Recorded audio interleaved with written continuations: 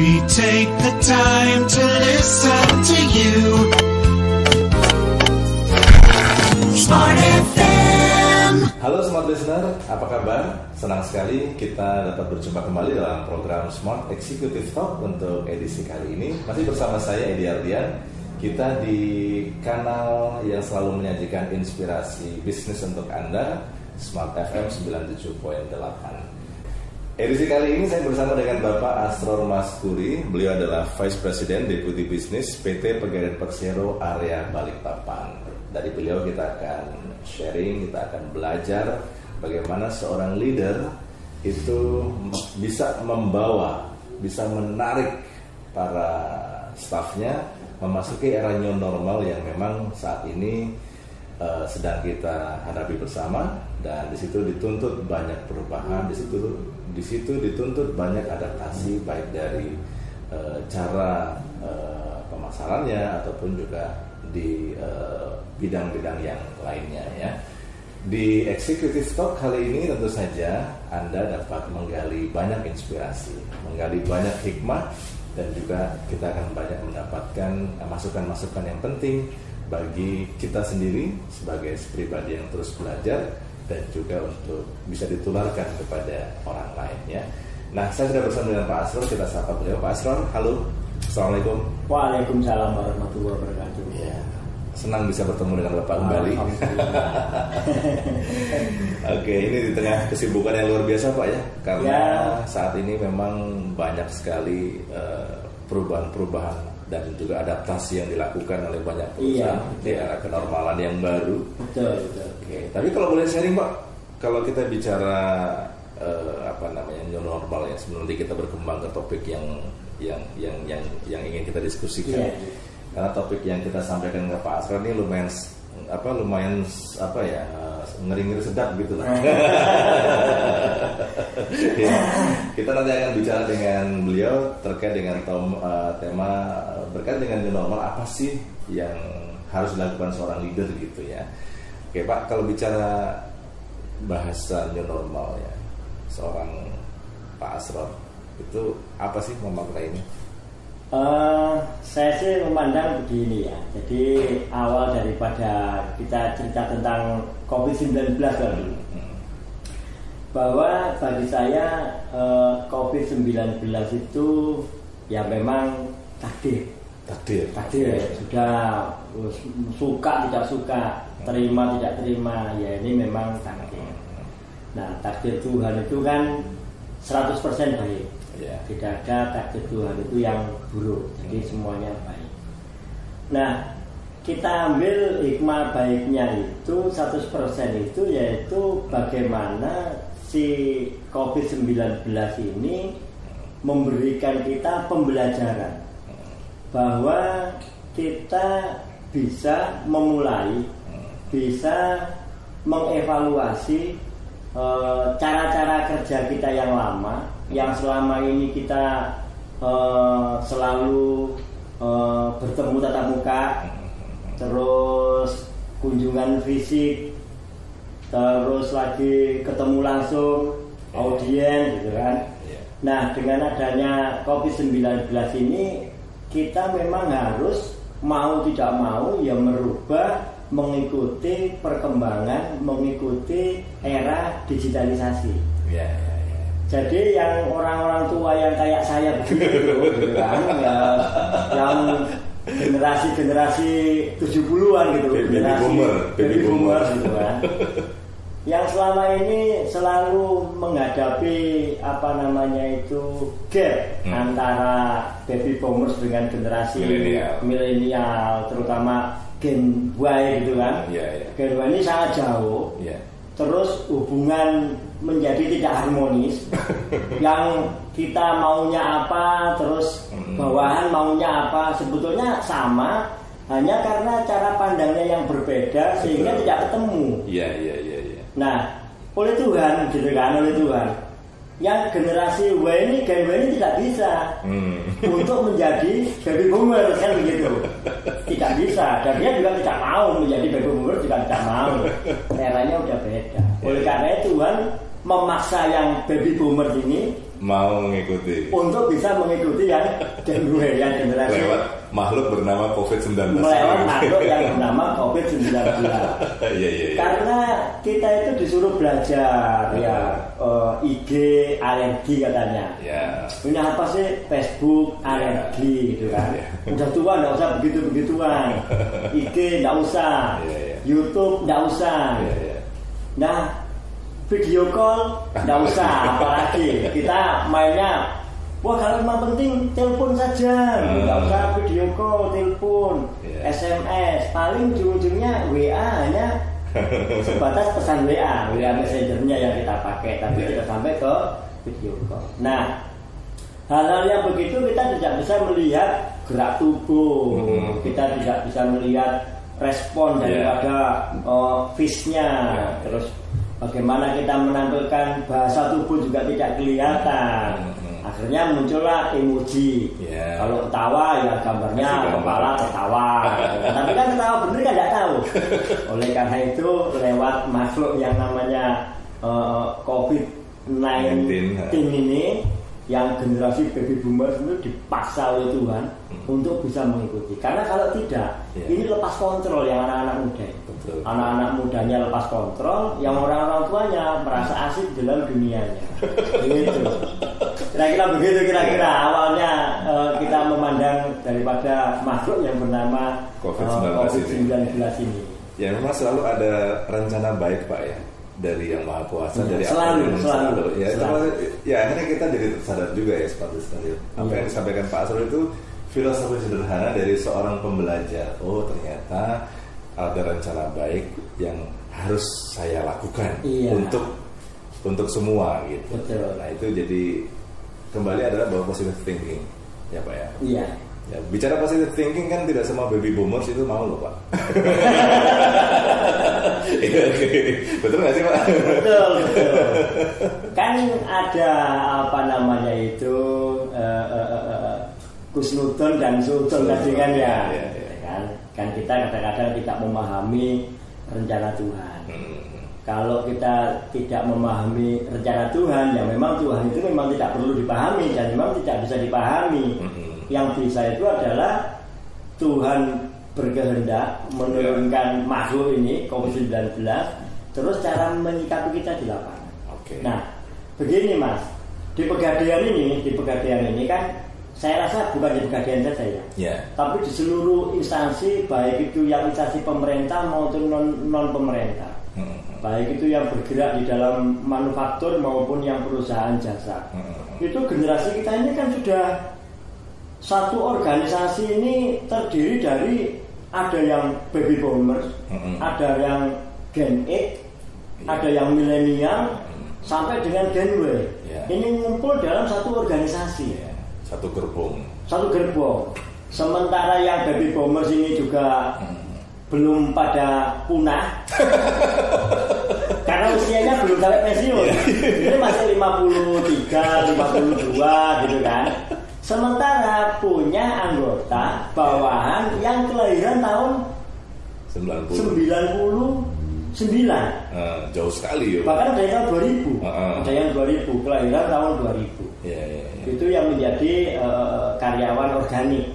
Nah, untuk karyawan yang anorganik itu bahkan ada yang kelahiran tahun 2002. 2002, 2003.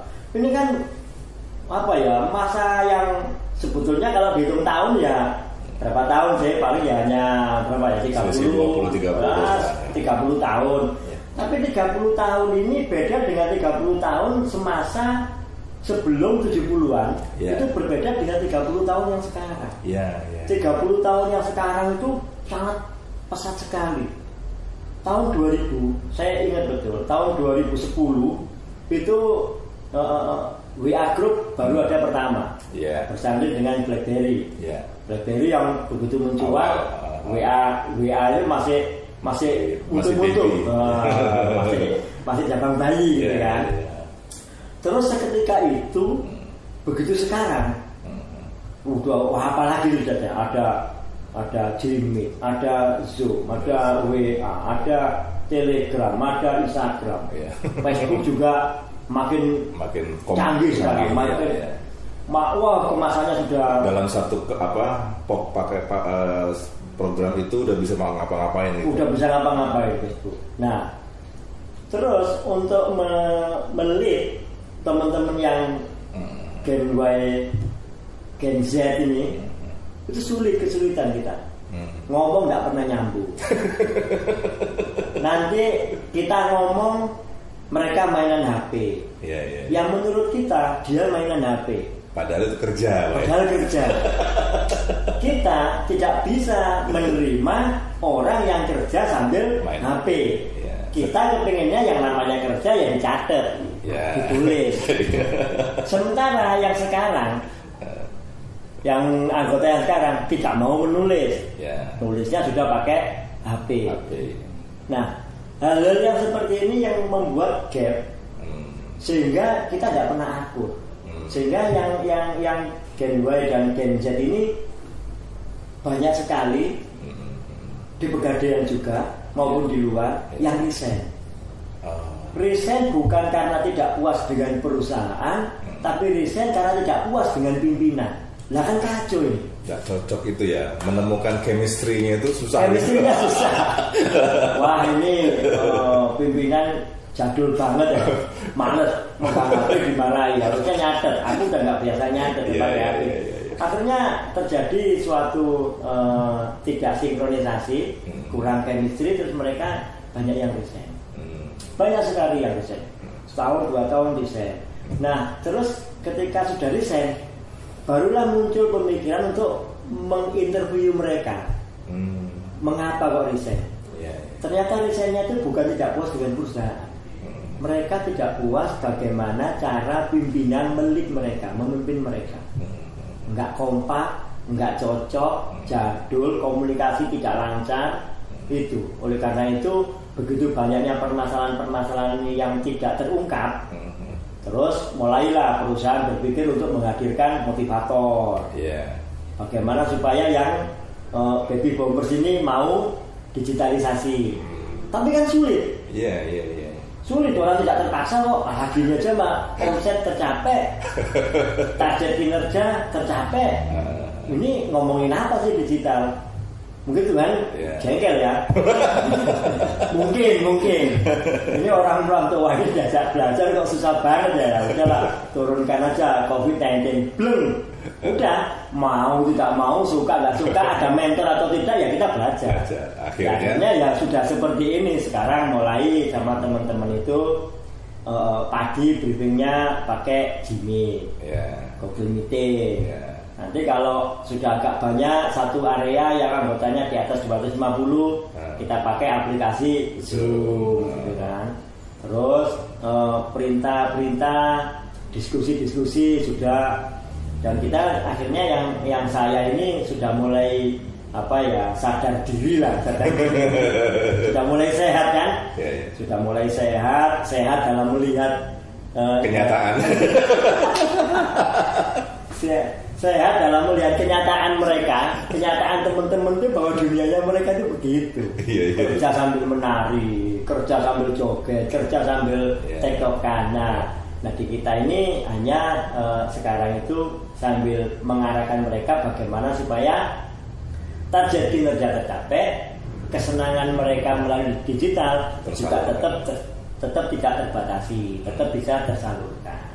Nah mengarahkan ke hal-hal yang sifatnya tidak melanggar norma, itu tetap kita maintain. Oh kalau begitu kurang sopan. Oh kalau begini tidak sesuai dengan norma, kontennya yang dirubah. Nah dengan chemistry ini mereka juga tidak kebablasan.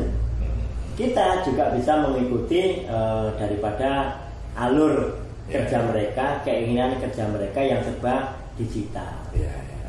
Itu saya kira-kira.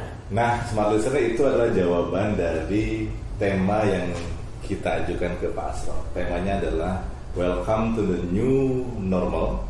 What does it mean for leaders? Nah, itu jawabannya itu. Berdamai dengan situasi yang diciptakan Tuhan untuk tetap semakin meningkatkan kinerja sebagai pimpinan. Itulah konklusi awal sih, belum akhir Pak ya.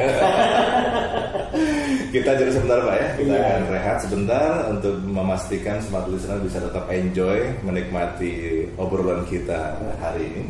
Smart listener yang kemana-mana, kami akan kembali untuk Anda. Tetap bersama kami di Smart Executive Talk.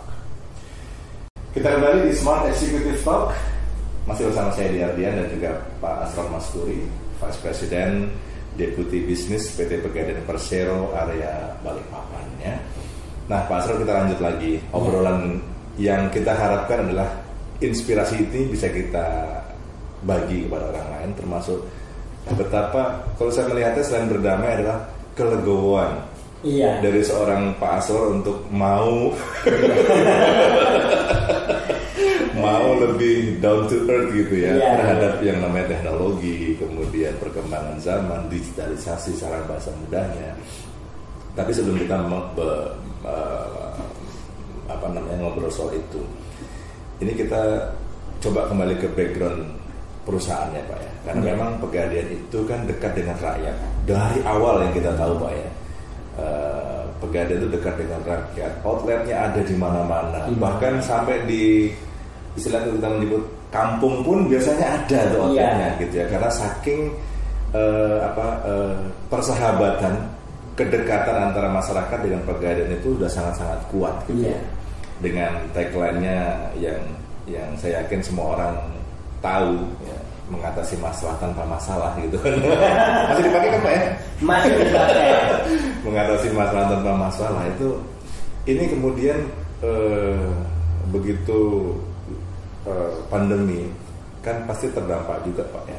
Yang tadinya mungkin masyarakat itu begitu mudah untuk katakanlah misalkan dia pengen mengagungkan barang berharganya, dia terbiasa, ada Pegadaian saya bawa, begitu kenal operasional kantor dibatasi, tidak boleh bertemu atau kata Pak itu harus tutup kan Pak ya. Nah ini artinya selain Pak Asrul sendiri yang harus berubah, customer pun mengalami hal yang sama.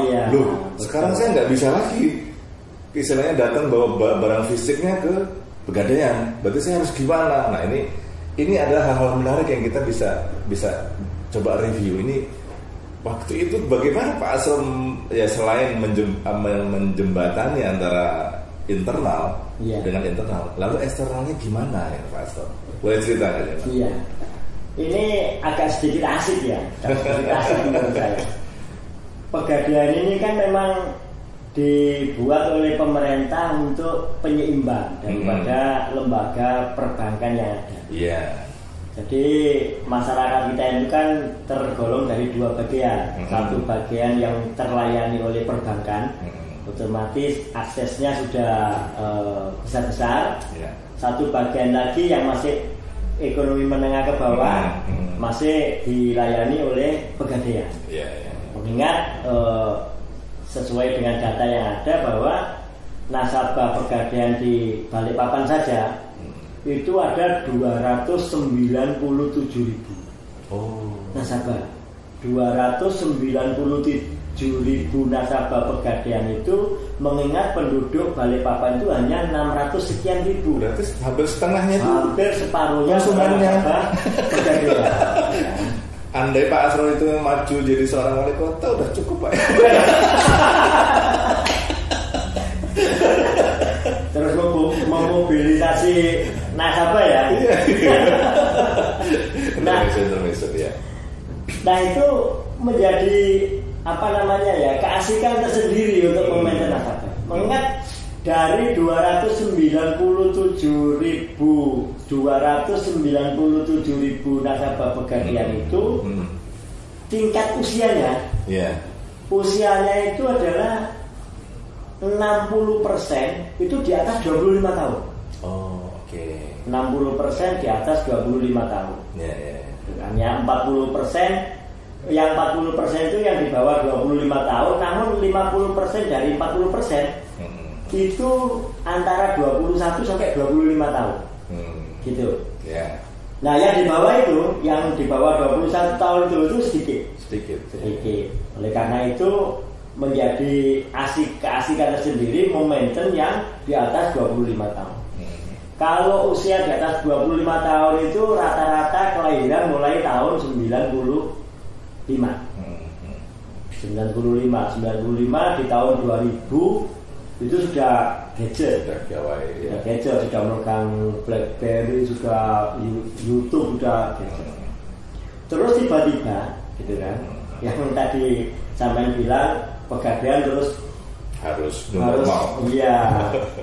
normal, terus mengandalkan digital. Agak tergopoh-gopoh kita memang. Awalnya itu jujur banget Pak ya. Iya, jujur banget. Memang agak tergopoh-gopoh. Terus berkoordinasi dengan tim gugus tugas daripada pemerintah kota, bagaimana caranya ini, karena kita tidak mungkin menutup outlet. Tidak mungkin menutup outlet karena kita tidak bisa dilayani oleh mesin. Iya. Barang datang ya kita tasir, tidak bisa dilayani oleh mesin. Atas saran daripada tim gugus tugas yang diarahkan dari arahan Pak Wali Kota, gitu, kita segera membuat social distancing di outlet. Outlet 100% saya buka, tidak boleh tutup karena memang ini melayani 297.000 orang.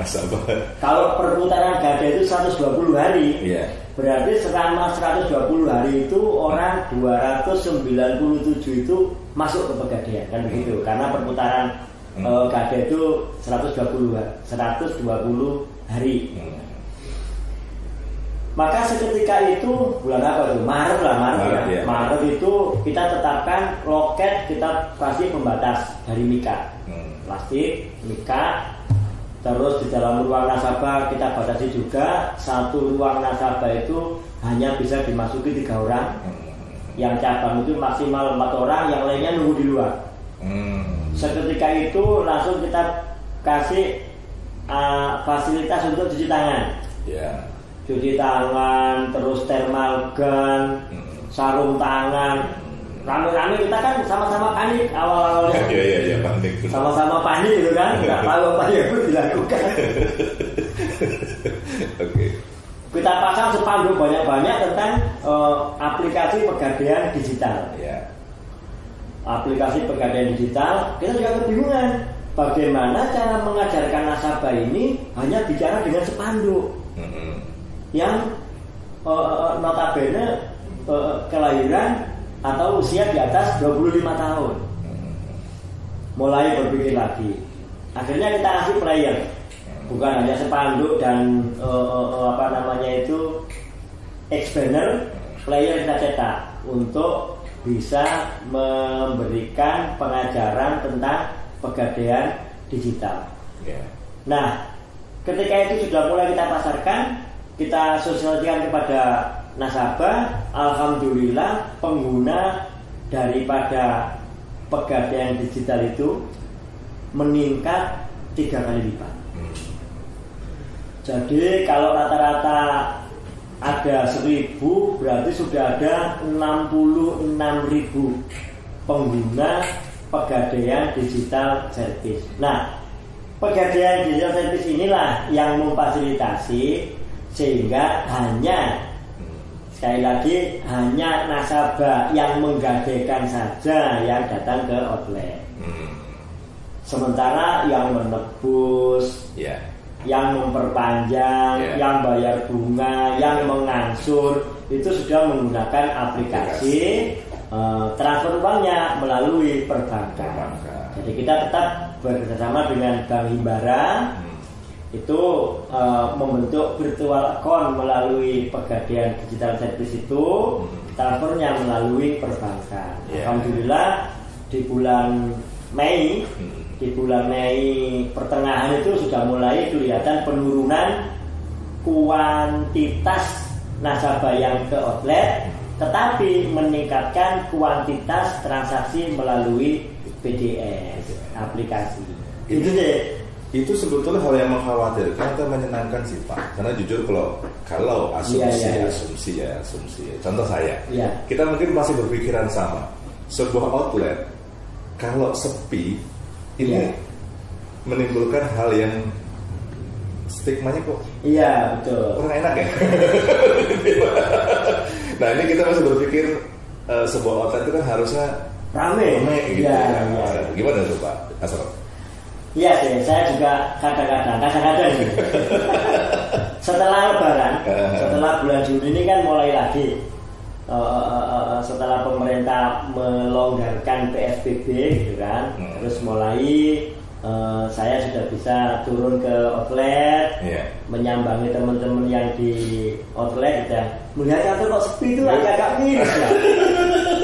Iya. Agak miris saya. Benar Pak. Iya. Ini kantor kok nggak ada nasabahnya, datang kok cuma 2, 3 gitu kan. Terus saya tanya, ini kok kalian kok sepi? Iya Pak, memang begini Pak, katanya gitu. Waduh, deg-degan juga ya. Ini jangan-jangan kebijakan social distancing ini salah gitu kan.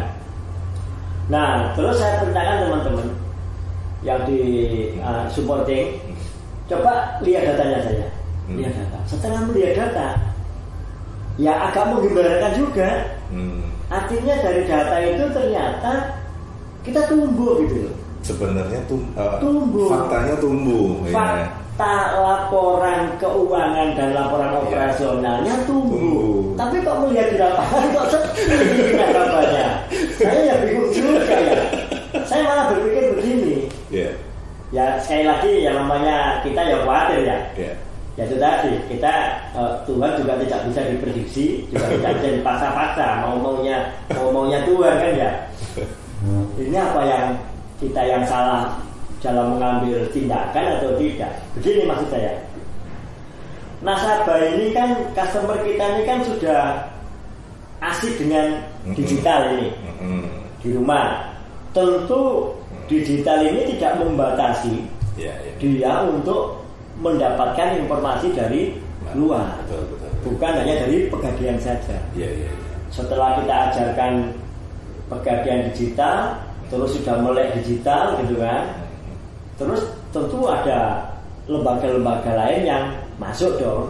Jelas sudah informasi apa saja yang menggunakan digital sudah masuk. Kekhawatiran kita sebetulnya ketika nasabah ini terus di dalam informasi digital ada pilihan lain, kan begitu ini. Sangat mudah untuk berpindah ke lain hati. Betul. Gitu. Karena informasi jadi melek digital semua kita. Sangat mudah untuk berpindah ke lain hati. Oleh karena itu saya juga harus menggerakkan teman-teman bagaimana supaya mengantisipasi nasabah kita ini supaya tidak berpindah ke lain hati. Melarang tidak bisa, tapi memperbaiki komunikasi yang sangat bisa. Oleh karena itu kita ini sedang mencari terobosan-terobosan baru bagaimana komunikasi itu bisa lancar dengan nasabah. Yang semula kita itu tidak care dengan ulang tahunnya nasabah gitu kan. Nah sekarang sudah mulai nih. Coba nasabahnya kita cari ulang tahunnya kapan, kita buatkan sistem supaya itu bisa penyampaian selamat ulang tahun kepada nasabah melalui digital. Yang selama ini kita nggak ngurus karena selalu ketemu. Itu sih ini tadi sudah memulai itu ulang tahun, terus mengucapkan selamat apalah, terus menginformasikan hal-hal baru dengan Pegadaian. Tentu tidak monoton informasi Pegadaian karena bosen. Betul. Dijujuli Pegadaian aja kan bosen. Tentu kita akan menyajikan sesuatu konten-konten yang menarik lah. Yang menarik, tentu menarik ini membahagiakan dan menyenangkan yang tidak melanggar daripada norma-norma yang ada. Nah yang pertama kita lakukan kemarin itu merubah user ID kita yang semula bernama Pegadaian area Balikpapan, kita ganti yang agak menarik. Balikpapan ya kita Pegadaian. Jadi muncul Pegadaiannya dulu. Nah di situ terus kontennya ya terus macam-macam, ada video yang nari, ada tidak melulu Pegadaian. Tapi ini memang lagi kita monitor lagi nih dari konten-konten ini ada nggak nanti kira-kira yang menyimpang daripada jangan sampai ini terlalu bebas terus malah didatangi oleh Bareskrim. Kan? Karena bebas tiba-tiba ada pengaduan. Didatangi Bareskrim, ditegur Menko Kopindo gitu kan, malah susah. Ini jangan sampai. Ini tetap kita maintenance teman-teman yang mengelola IG, mengelola Facebook ini jangan sampai kebablasan. Tentu perlu proses mas, perlu proses. Nah, selanjutnya begini, tentang nasabah yang mendapatkan informasi dari luar, memang tidak bisa kita beli. Nah, kita hanya bisa mengedukasi, memberikan pengertian kepada nasabah, selalu komunikasi aktif, jangan sampai nanti nasabah itu karena tidak mau berkomunikasi dengan pegadaian malah terjerumus ke investasi yang bodong. Kan banyak yang menawarkan sekarang itu, apalah investasi bodong yang berkebun nanas lah, berkebun apalah, jangan-jangan nanti malah susah, terus investasinya bodong. Kita tetap memberikan, kalau ada informasi di luar tentang investasi, kita juga memberikan pengertian ini kedepannya begini, kalau emas begini, kalau sehingga nasabah bisa memilih supaya tidak terjebak ke investasi yang merugikan. Jadi ada inovasi, ada interaksi, dan akhirnya ada empati ya Pak ya. Betul. Saat ini kalau lagi mulai bukan mulai sih, sudah jalan ya. Sudah jalan. Di pegadaian new normal ini. Ya. Oke, baik Pak, kita masih ada satu segmen lagi. Kita akan lanjutkan untuk di segmen yang terakhir ya. Baik, smart listener, jangan kemana-mana, kami akan kembali lagi untuk Anda masih bersama Smart Executive Talk. Tetap stay tune di 97.8 FM. Oke, kita kembali di Smart Executive Talk ya. Jadi untuk Anda smart listener bisa mendengarkan acara yang inspiratif ini melalui 97.8 FM. Jadi kalau Anda masih ada di jalan atau mungkin memang ya harus mobile lah begitu ya, Anda bisa bersama dengan saya terus, dengan tamu saya yang luar biasa Pak Asror ini. Saya mengenal beliau ini pribadi yang sederhana tapi tegas. Sederhana tapi tegas. Jadi ya kalau lagi memang pengen bercandaan ya seperti tadi ya, kita bebas tertawa. Tapi kalau untuk urusan pekerjaan, urusan yang lainnya, wah beliau sangat tegas. Harus. Ya balance Pak ya. Nah, saya juga perlu mengingatkan untuk Anda yang barangkali memang harus mobile terus ya, nggak bisa harus stay mendengarkan sebuah obrolan ini. Anda bisa ke kanal kanal visual kami di youtube.com. Anda bisa googling di sana dengan keyword Smart FM Balikpapan, dan jangan lupa subscribe channel tersebut ya. Oke, Pak Asror, ini kita di bagian-bagian terakhir nih Pak, yang kita ingin tanyakan ke Pak Asror ya, sebagai bagian dari pembahasan topik kita. Welcome to the new normal. What does it means for leaders gitu. Nah, saya yakin Smart itu sudah bisa mengambil pelajaran berharga lah dari Pak Asror ini ya. Tapi memang ada banyak hal lagi yang memang harus kita kerjakan Pak ya. Sebagai seorang leader itu kan Pak ya, apalagi membawahi sekian banyak outlet Pak ya, termasuk wilayah Penajam dan Pasir ya. Itu kan berarti wilayah yang apalagi mesti nyebrang kan Pak ya. Ya. Tapi memang sebetulnya ketika kita bicara hari ini, jarak itu bukanlah sebuah halangan. Betul. Karena ada aplikasi yang menunjang. Tetapi memang terkadang yang namanya ketemu fisik itu penting. Gitu ya. Apalagi untuk menyemangati bawahan Pak ya, atau staff lah begitu ya. Itu penting banget. Nah, bagaimana Bapak kemudian membangun sebuah komunikasi yang tetap efektif di mereka, yang seperti kita kembali ke cerita awal tadi kan, kita ini berdamai nih. Seorang Asror Maskuri akhirnya mau berdamai. Tetapi kan kemudian tetap harus ada etika, ada pola-pola komunikasi yang dikembangkan. Ini mungkin boleh cerita kalau soal pola komunikasi dengan teman-teman yang di area Balikpapan, kemudian yang di wilayah Pasir, Penajam, itu bagaimana sehingga mereka tetap menjadi sebuah tim yang solid, meskipun pada akhirnya Bapak jarang mengunjungi mereka secara fisik begitu. Nah, gimana tuh Pak? Begini deh. Ya tadi seperti yang awal-awal kita cerita bahwa ini memang karena kita bandel ya, yang tua-tua ini bandel tidak mau berubah gitu kan. Sudah dikasih teknologi canggih, HP-nya sudah ada smartphone yang canggih gitu kan. Yang RAM-nya sudah ada yang udah kehitung lagi sudah. Pikir lah, dulu itu 2 RAM aja, RAM-nya 2 GB itu udah keren kan ya. Keren banget. Sekarang udah ada yang 12 ada yang 12. Dan itu di tingkat-tingkat pimpinan kayak saya ini yang tua-tua ini rata-rata sudah punya HP yang smartphone yang tergolong canggih-canggih, namun pemanfaatannya yang kurang. Canggih namun pemanfaatan yang kurang. Nah, dengan itu sekarang mulai sudah dari mulai bulan lalu lah. Mulai bulan lalu kita sudah mulai memasukkan data karyawan untuk ke gadget kita itu, mulai dari jumlah anaknya berapa. Oh gitu. Terus anaknya yang pertama itu lahir tahun berapa, tanggalnya berapa.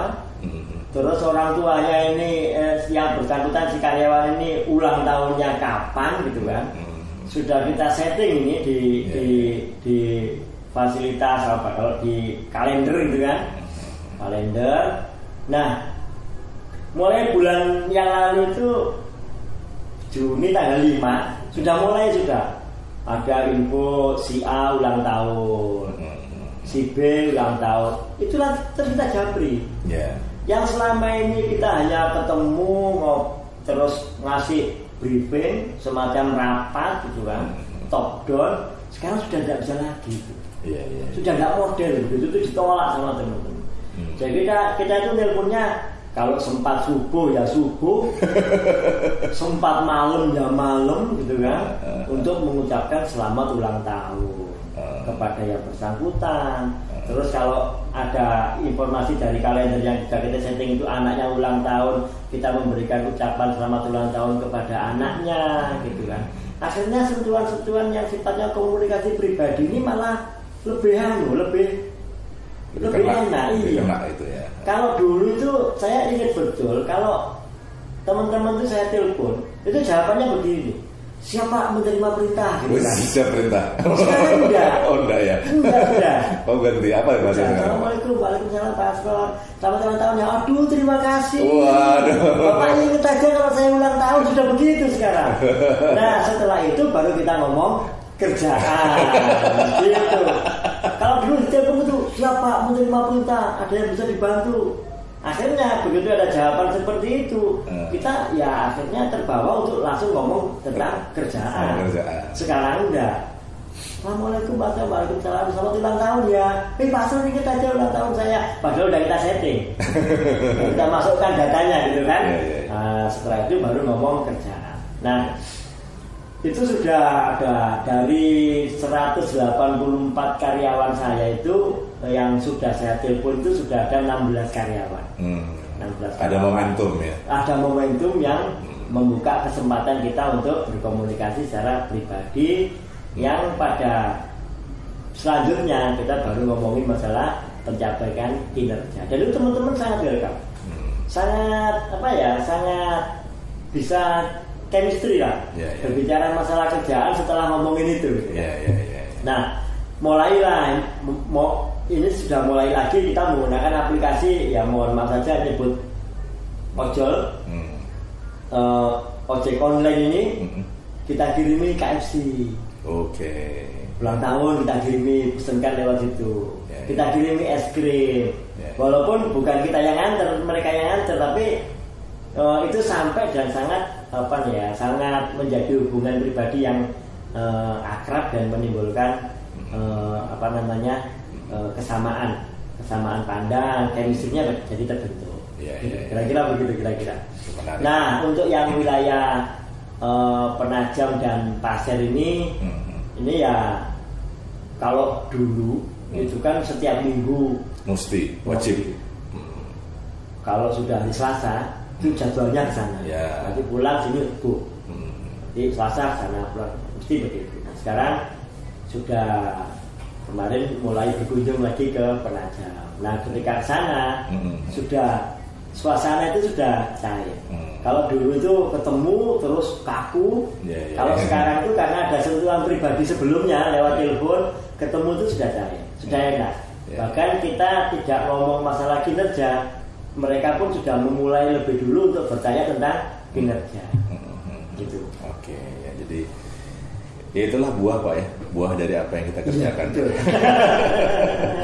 Ya walaupun mungkin di awal pastinya agak susah ya kita lakukan. Nah, begitu Bapak kan ya itu tadi selain memang ya tadi kan gue sudah mengakui ya generasi baby boomers gitu.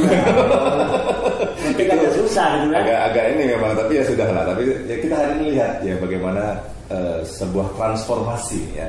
Transformasi dari kepemimpinan seorang eksekutif bernama Bapak Aswar Maskur itu ternyata mampu membawa banyak perubahan dan membawa banyak istilahnya itu kenormalan baru yang ternyata jauh lebih asik Pak ya dari yang sebelumnya. Iya. Jadi jadi enak. Jadi enak gitu. Oke, baik. Di bagian akhir Pak, saya pengen dengar sebuah closing statement lah begitu ya. Apa sih yang ingin Bapak share ke masyarakat luas, ke pendengar kami, ke smart listener, ke siapapun lah ya yang berkesempatan untuk menyimak obrolan kita berkaitan dengan what does it means for leaders, hal yang barangkali terlewatkan yang ingin Bapak bagi kepada mereka, dipersilakan. Terima kasih. Begini, saya sih lebih ke arah pendekatan ini di religius ya, religius, bahwa di Indonesia ini masyarakat Indonesia itu saya yakin semuanya beragama, semuanya beragama. Nah, Tuhannya siapapun ini, Tuhannya siapapun, kita itu paham betul bahwa Pancasila itu sila yang pertama itu ketuhanan yang Maha Esa. Tuhan yang satu yang maha berkehendak, gitu kan, yang maha kuasa, maha berkehendak. Tentu hal-hal yang seperti ini itu adalah kuasanya Tuhan dan kehendaknya Tuhan. Namun terkadang kita itu terlena, lupa bahwa Tuhan itu maha berkehendak dan Tuhan itu maha berkuasa. Kita kadang-kadang berpikir ini adalah kehendak kita, ini adalah kuasa kita. Padahal itu bukan, itu kehendak Tuhan dan kuasanya Tuhan. Nah, ketika Tuhan terus menciptakan makhluk yang bernama COVID-19 ini, kalau kita tidak menyadari bahwa itu kehendak dan kuasanya Tuhan, tentu kita menjadi depresi. Menjadi depresi, menjadi menyalahkan, bahkan Tuhan aja bisa salah gitu kan. Terus mengatakan Tuhan tidak adil gitu. Padahal di balik itu tentu sangat banyak hal-hal yang positif yang bisa kita lakukan untuk menghadapi situasi dan kondisi seperti ini. Kalau kita menyadari bahwa ini adalah kehendak Tuhan yang tidak bisa kita paksa. Nah, kita hanya mengambil hikmahnya, dan hikmah itu pasti ada, tidak mungkin tidak ada. Pasti ada. Itu yang kita ambil untuk mengedit value kita, menambah nilai diri kita sendiri. Tentu banyak kekurangan, banyak kekurangan yang ada pada diri kita, sehingga kita ini dipaksa untuk menyadari diri tentang kekurangan itu. Terus kita berusaha belajar untuk bagaimana mensolusi tentang kekurangan itu, tentu dengan tujuan-tujuan yang positif. Baik itu tujuan di dalam rumah tangga, baik itu tujuan sebagai pemimpin di dalam sebuah organisasi. Tapi kalau kita tadi itu merasa ini negatif, akhirnya kita menjadi depresi. Nah, itu jangan sampai depresi.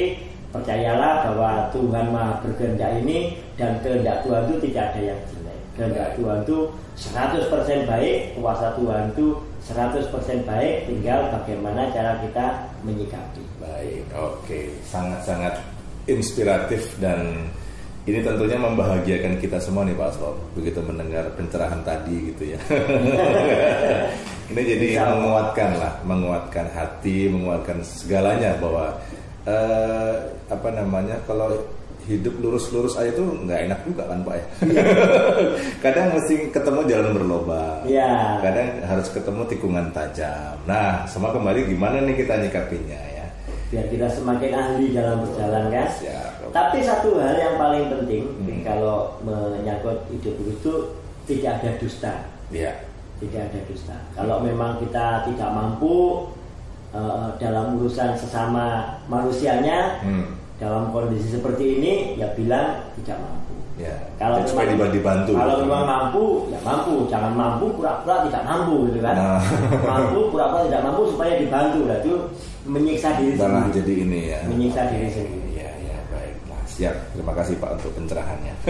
Sama-sama. Pak Asrul, sekali lagi terima kasih waktunya di tengah kesibukan yang luar biasa. Hari ini masih meluangkan waktu untuk bisa kami kunjungi gitu ya. Mudah-mudahan dari yang singkat ini bermanfaat Pak ya. Sehingga banyak hal yang kita bisa bagi kepada masyarakat luas, kepada smart listener juga, kepada nasabah juga gitu kan, sehingga apa yang menjadi kendala dalam hari-hari yang kita lalui ini itu bisa ditemukan penguatannya gitu ya. Oke. Selamat lanjut lagi Pak aktivitasnya. Terima kasih. Sukses selalu untuk Bapak bersama Pegadaian. Dan insya Allah di waktu-waktu yang mendatang kita bisa ketemu di program yang lain ya Pak. Baik, Smart Listener, demikianlah akhir dari Smart Executive Talk hari ini bersama dengan Bapak Asrul Maskuri, Vice President Deputy Business PT Pegadaian Persero area Balikpapan. Saya Dian, terima kasih. Sampai jumpa. We take the time to listen to you. Smart FM.